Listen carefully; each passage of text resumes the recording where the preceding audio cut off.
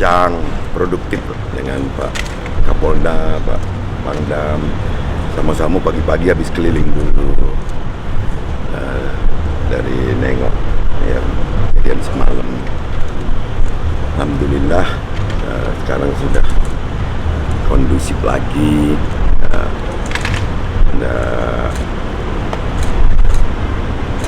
Meluas lah, insya Allah.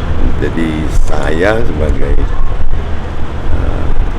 pemimpin di daerah ini tentu berharap kepada seluruh lapisan masyarakat Sumatera Selatan, khususnya yang ada di kota-kota, untuk kita berpikir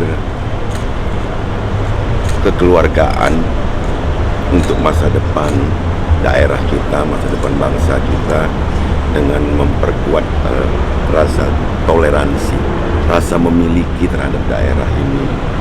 Bahwa merekonstruksi tentu butuh waktu, dan yang paling penting jangan sampai daerah kita yang sedang geliatnya untuk maju membangun ini membuat iklim investasi menjadi kendor lagi.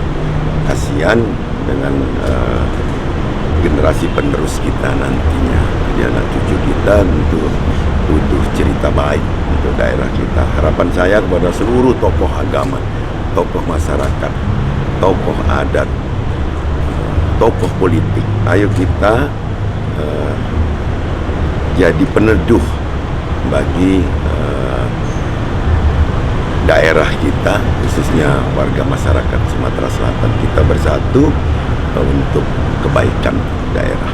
Kita butuh kebersamaan untuk menyatukan semua perbedaan ini, dikanalisasi sehingga menjadi masukan yang produktif untuk daerah ini. Jadi sekali lagi harapan saya kepada seluruh masyarakat Sumatera Selatan yang sangat kita cintai, sangat saya cintai, ayo kita jangan sampai terpecah belah hanya karena situasi sesaat.